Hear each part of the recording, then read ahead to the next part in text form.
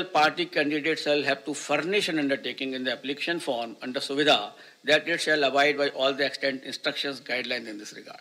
So an undertaking will also be taken whenever any rally will be allowed. Later on, when we review the situation after 15th or something like that, only then again also these undertakings, COVID guidelines have to be strictly followed with each and every person who is involved in the campaign. Let me finish him after please that. Finish. We'll take up your questions thereafter. Non-compliance of instruction. Anybody violating the instructions on COVID measures will be liable to proceed against as per the provisions of the Disaster Management Act, besides legal action under IPC and other legal provisions as applicable. And the prime responsibility will be resting with the CS and DO as mandated under the DM Act. And our guidelines specifically reiterate this legal position, and the guidelines will be given to each and every one of you. It is reiterated that in case of breach and disregard to the above guidelines, the Commission will not hesitate in cancelling the rallies or not allowing any further rallies by that party. So the COVID protocol is absolutely quite restrictive and quite strong basically that way, so that we can see that no physical rally will be done up to 15th of January. Media, I would like to come to the media now. Media has always been a friend of ECI and has played a very significant and positive role in elections. And this time also, we implore them to help us reach out to all stakeholders regarding safety norms and higher voter participation. It is you only who communicate our message to the public. It is you only who motivates them to cast a vote. It is through you only that we send our messages to them. So you are our friend, and you are the person who can help us in achieving our goals. Social media has also become an important component of life, and Commission has been engaging with social media platforms since 2019. And a voluntary code of ethics had come into play, which will also be applicable. Commission has been engaging and requesting all political parties and candidates to ensure that their supporters do not indulge in hate speeches and fake news. A strict watch on social media posts is being kept to ensure election atmosphere is not vitiated in any manner. Any person or organization indulging in such malicious activity will face harsh consequences. Now I will come to the schedule of elections, I think which you are waiting, and that is something which is very important and a very most important thing. During this time, we have also seen and perused that how the elections were conducted in 2017, how they were conducted in 2012. In 2012, it was done, all the 5 states were done in 9 phases. In 2017, it was done in 8 phases. And now we are reducing it by one more phase, and all elections of 5 states will be conducted in 7 phases. I will give you the, I will read it and I will give you. Total 7. Total 7. All the 5 states combined together will be completed in 7 phases. I will give you a detailed chart, then you can understand more. Should I start? Because for this you are waiting. That will not be complete without, starting this thing. And the first date of the issue of notification will be 14th January 2022, and which will start from Uttar Pradesh.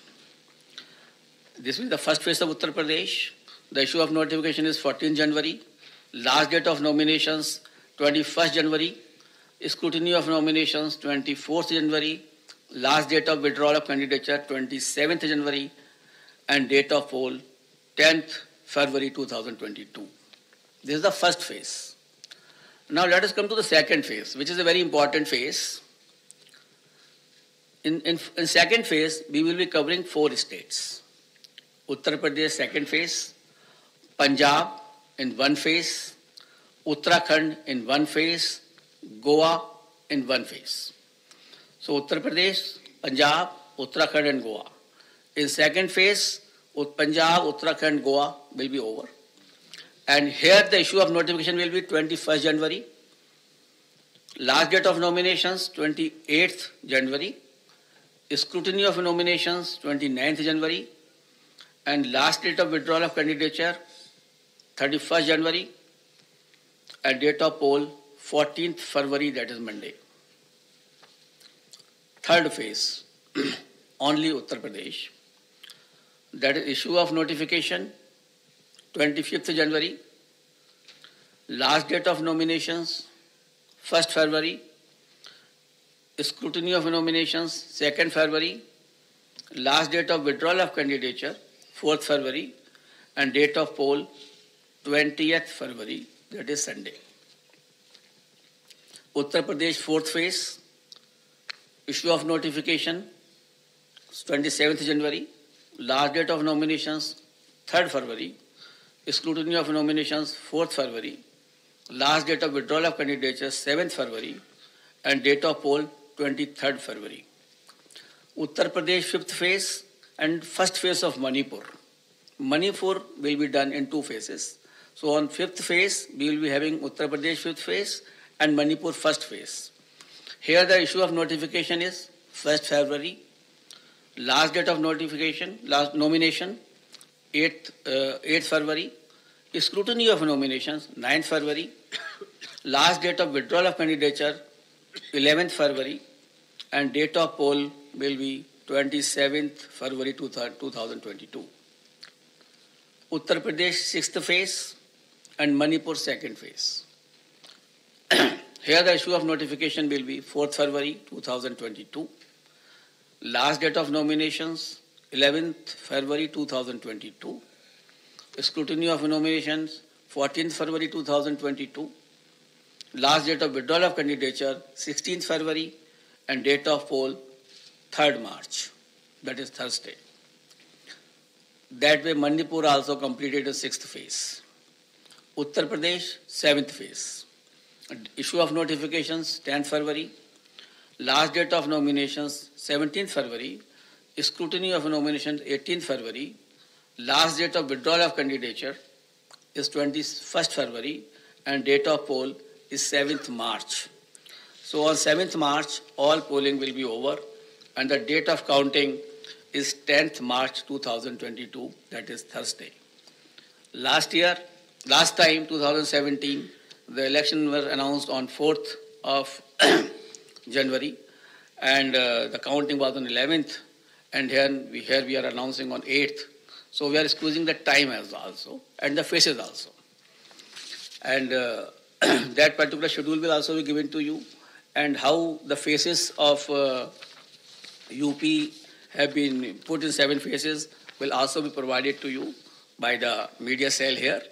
And we have ensured that in all 7 phases of UP, there should be equitable to be distribution of the assemblies, and that particular map will be given to you by our media cell. Now we call upon all voters in these 5 states to come out and vote as enthusiastically as they have always done in the past, especially the senior citizens, persons with disability, and women.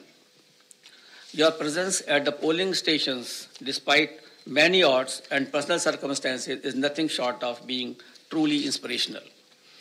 Our fervent appeal to all stakeholders to maintain COVID-appropriate behavior at all times. I'm really thankful to my voters who have casted their vote in the earlier elections, during pandemic also, and basically in Bihar, in Assam, in Tamil Nadu, in West Bengal, and in many places, Puducherry, Kerala, in many places, the voter turnout of female was much more than the men. And I'm so grateful to all of them that in spite of their the personal inconveniences, they have come and cast their vote. That is the spirit of the voter. That we want that should remain always in their mind. And this is a festival of democracy. They should come out, as I have already enumerated in my earlier paras, that the voters' safety is there, the polling booth is safe, and the polling officials are safe. Therefore, I request to all the voters to come forward and cast their votes Similarly, I will request to all political parties and entities to mentor their party workers to adhere to COVID safety guidelines, especially during the period of campaign. Let us all remember that the safety of each one of us is our collective responsibility. It is our collective responsibility, and together we can make this happen. Wishing you all the best. Thank you very much. We'll take the questions. I'll repeat. Please begin with the name of your own name and your media organization name. We'll begin here. I'll come back to you, please.